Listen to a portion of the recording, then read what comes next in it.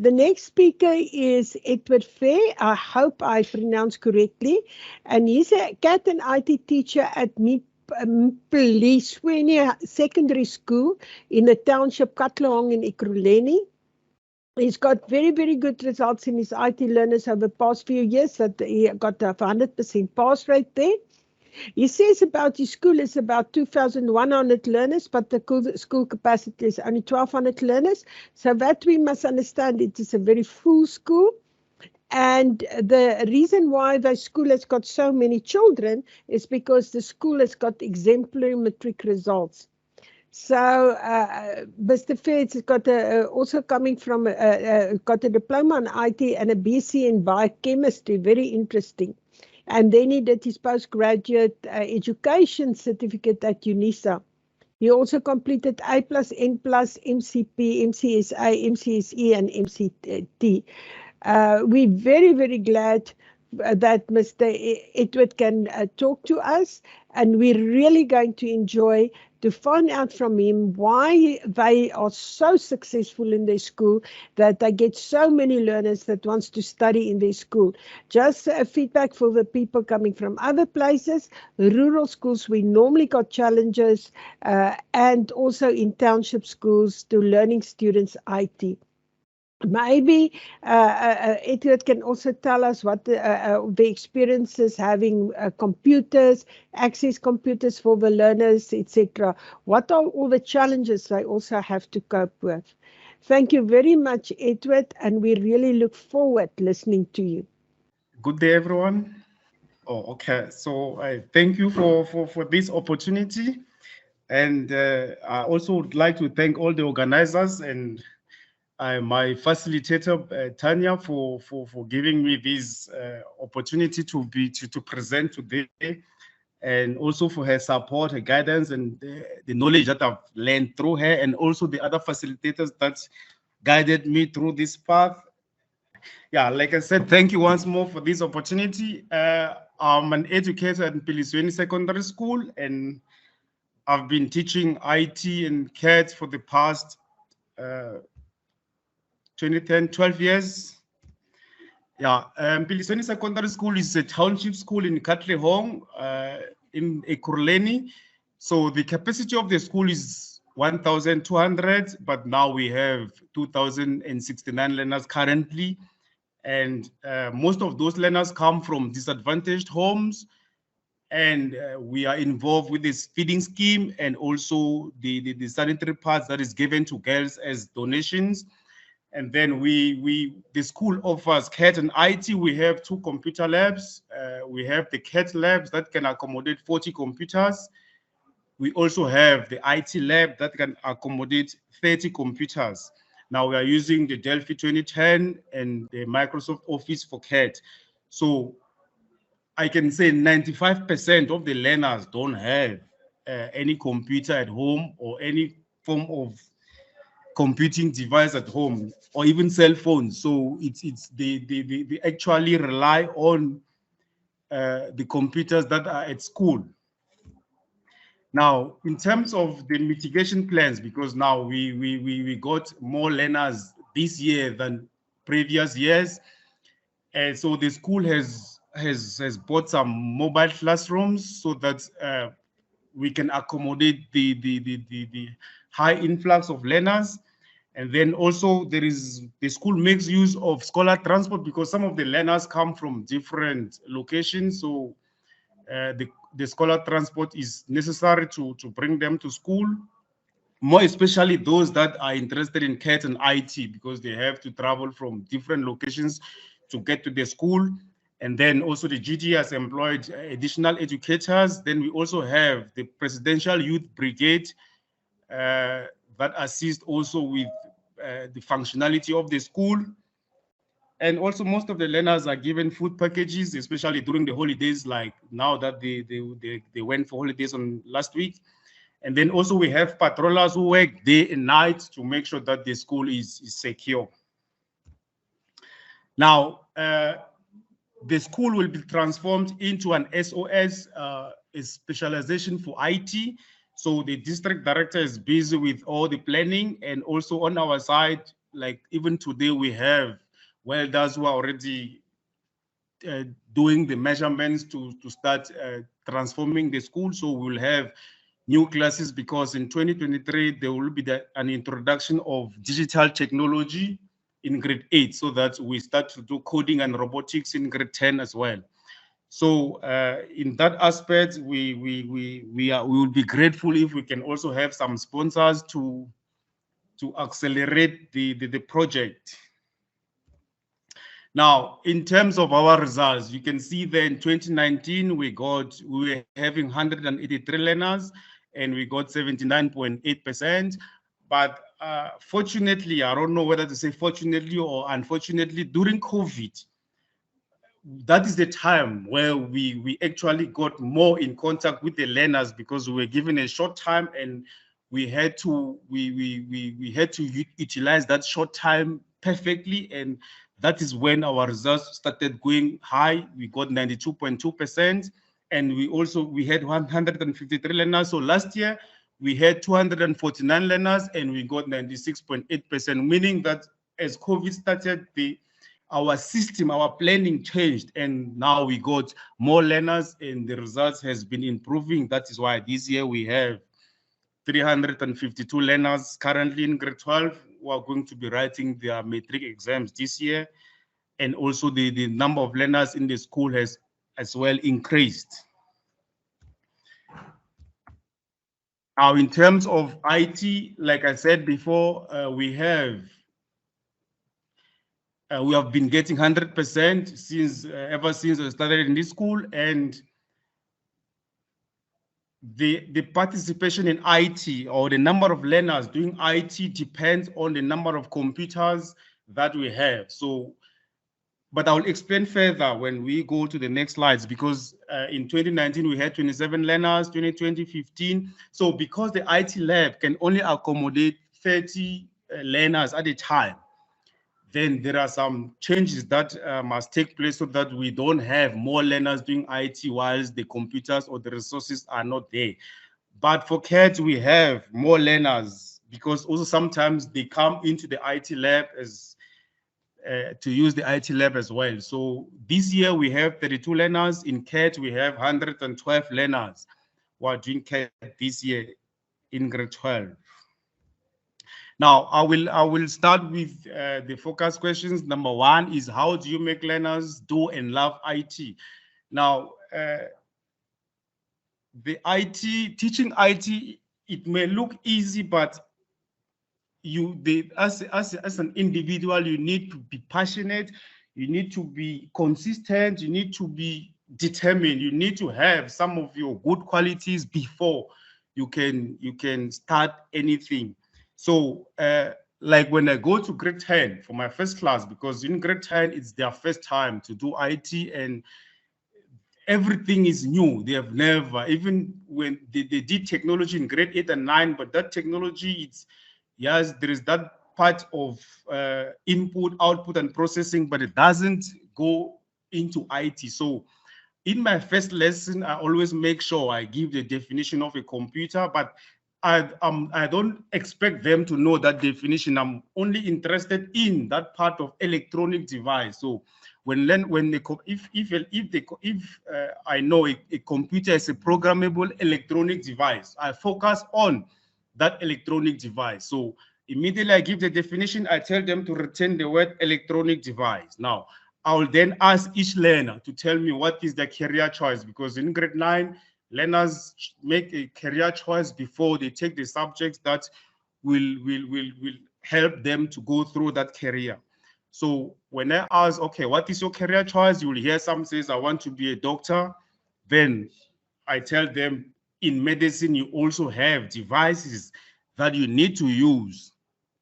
You need electronic devices to use, like those scanning machines, those thermometers, all of them are coded devices that you use. So you need the help of an IT person to make devices that you'll use in your medical field. Now, I also get some learners say, I want to be a traffic officer. Then I say, even with the traffic officer, you have speed cameras that are on the way. So those speed cameras, they are coded to measure the distance that the car is moving. Then others will be saying police officer, so different careers. Then I'm able to tell them, even in the police, you need to capture reports, you need to type information or some reports. So you still need a computer wherever you go. So my aim in that first lesson is to make sure that all learners must know that whatever you do, you need an electronic device. Even if you want to be a teller or work in the restaurant, there is still a form of electronic, a POS or something that you need to use. So you cannot isolate IT from any career that you want to do. So that drags the attention to say, yeah, everything I want to do, I need to also have IT in it. So that's the first phase where I get them interested and hook them to love the subject. And then now I'll ask who wants to be the programmer, the one that wants to program all those devices that will be used in different fields. Then I find now some few learners will raise their hand. No, Minera, I want to be a programmer so that I'll be the boss. So now we clap hands for those ones because now it's like they want to be the boss. They want to be the ones that will define every other career. So that's the first aspect that I use to make sure that the IT becomes the core of what they are thinking, apart from the career choice that they have. Even if it's accounting, they still need a bit of IT there. So from there, I need now, like for instance, like I said before, we have 30 computers in the lab. Like this year, I have 34 learners doing IT in grade 10. Now, of the 34 learners, it means 4 learners will not be able to use the computer when they come to the lab. It means that I need to get these 4 learners to be what I call my peer, the guru learners, the lab assistants.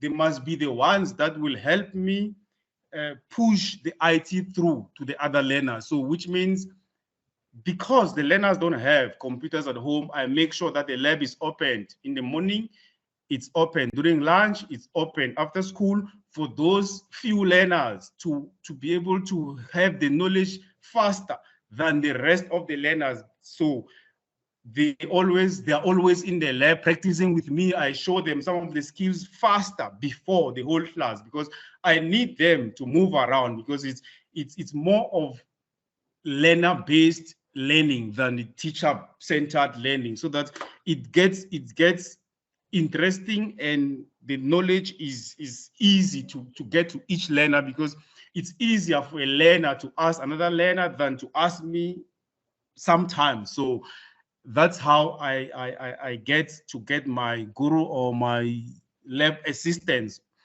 And then those lab assistants, they assist me with switching on and off the computer, so they get the basic knowledge of how a computer works.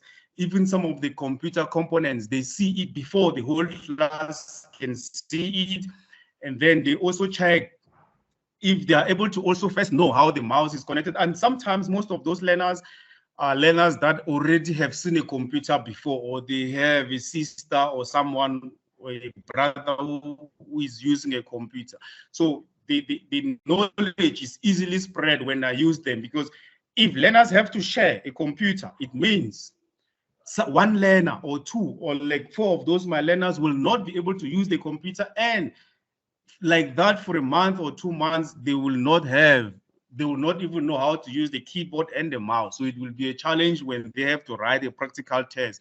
So that is why I use this aspect of getting a peer mentoring learner that will assist in making sure that the knowledge is distributed in time. And also they are the ones that will motivate other learners to come to the lab, because they will be telling them, no, come now, I need to go and show you what Miner taught us. So it becomes easy for other learners to join them during lunch or after school in the lab, so that they can all practice together. And now my lab assistants or my guru learners, they also have that responsibility of discovering new codes. They must try different things, because at least they know how to use the computer. They know when a computer is switching on and off, what they must do or something. So they have that idea already, so they use it. And these peer learners, they are in grade 10, 11, and 12. So sometimes I mix them together with the grade 12 learners as well, so that they get developed quicker and easily for me to, so that I can use them for my classes. Now, how do you introduce programming to novice? So the introduction of Delphi programming is not always easy, because everything, it's not like Microsoft Office or Word or Excel. This is it's a program that has got many different aspects, many components, and other different sections that you need to know about. So introduction to the GUI, it's fairly easy. You just open it, but then I always start with the robot, because it's an interesting topic. It's motivating, it's attractive, it's interesting, and learners can actually see the traffic light on the street, so they can see that what I'm doing now is exactly what is on the street. So it encourages them, it pushes them to want to do it, because they can see that, yeah, this is how it looks like on the street. So if I do it on this computer, it means that it can be taken, it can be used as the one on the street. So it's, for me, is the first aspect. And through these, many lessons are learned, like knowing the components, knowing the naming of the components, and they also see how to search, because Delphi 2010, now you have to search for some of the components. So the different aspects of manipulating through the GUI becomes easy, and they have an understanding of what is happening there, and the program on its own is also interesting. So that is why I use this first the traffic light as my first project, to make sure that it gets them glued. Now my guru learners will go far, because the grade 12 learners now know how to put timers and make the robots work with the timing. So they will learn that from the grade 12 learners or grade 11 learners, and also now teach these other grade 10 learners behind the scenes, so that now, instead of just putting code on the red and yellow button, they will put the timers to make the robot actually work as it is on the street. So it also makes it more interesting. And through that, most of the information that I need them to know is already there, whilst we move into the other lessons. So, and also learners will learn to use the keyboard and the mouse, because basically most of the learners, I can say 90% of them, is their first time to touch a mouse and keyboard. So they will learn as well to type everything using the keyboard, or to double click or right click on a mouse or left click. They'll learn how to use the mouse and get familiar with all the devices that they need. So it's, for me, it's something that has always worked, and even now it's still working for me. And then, how do you maintain and improve performance? Because that is the key thing. Just like Professor Raymond Lister said, when learners fail, the first finger is pointed at the teacher. So you, as a teacher, always you have to make sure that learners don't fail, and if they fail, it shouldn't be something different, not that I was there and then they failed. So the first thing I noticed was the language barrier. Most learners have challenges with English language as a language of teaching and learning. So it means that if I make use of question papers only, learners get familiar to the different aspects of questioning and different aspects of what they expect in an exam or in any assessment. Then it makes it easy for them to actually pass, or to actually understand most of the concepts, because in reality, most IT questions are scenarios or examples that are from real life. So it becomes easy for them to understand that way. And also, I have what we call the TADR: teach, assess, diagnose, and remediate. So when you teach, you have to assess. And as Professor Raymond Lister said, a good exam should teach you something new about your students, or about your learners. So when I assess them, I should be able to learn something new from that exam. and also learn what they know and what they do not know, what I need to emphasize. That is why I have to always teach. I must assess all the times to make sure that they are understanding what I'm teaching. And then I must diagnose to see which aspect is it that they don't understand. Then I must be able to remediate. I must be able to fix that aspect so that they are able to succeed in the next exam or in the future. And also, for me, it's also another way of making them understand the IT itself, so that when, even if it's in real life, let's say they are not going to school anymore, they face it in the workplace or wherever, they're able to remember and use that IT knowledge effectively. Now, so yeah, my dream is, it has always been to make sure that all learners in the school live with IT knowledge. They mustn't leave the school without having a knowledge of IT. So I'm happy that the school is going to be transformed into a school of specialization in IT, and all learners will be able to have IT knowledge before they leave the school. And because of the fourth industrial revolution as well, IT is almost everywhere. So when they live with a computer knowledge, it becomes easy. Now, my personal dream is to make sure that learners, depending on their capabilities, should get something based on what the level is, because we cannot all have good learners.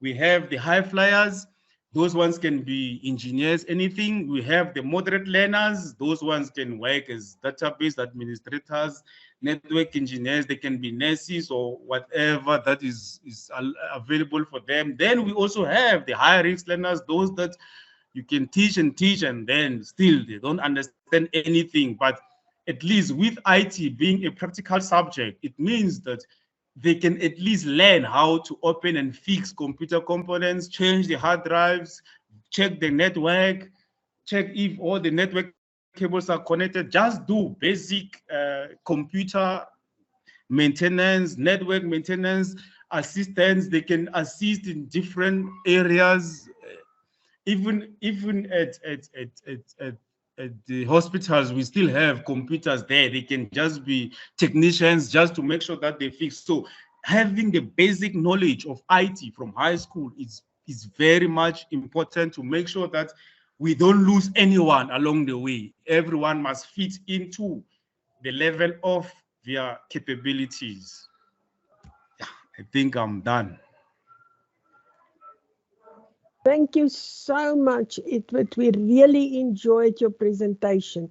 And it is what makes my heart warm is the fact that you had so many challenges with infrastructure, everything, and still you go on and still you get 100% pass rate. So we're really proud of you.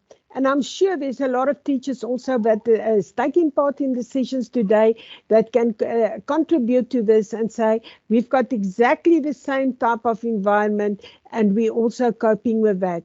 And I must praise the teachers in our country that is really doing this in schools, because it is really challenging in schools.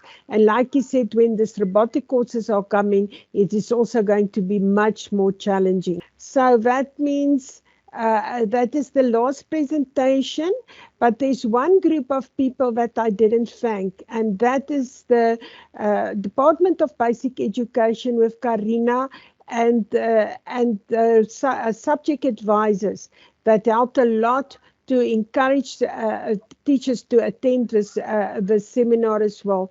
We want to thank Karina and the subject advisors from the schools for their contribution to this webinar, and I really think it is definitely going to was a big success due to their participation. I see Karina wants to say something. Karina, I give to you. Thank you very much, Joey. From the Department of Basic Education side, we really want to thank you for this opportunity. We know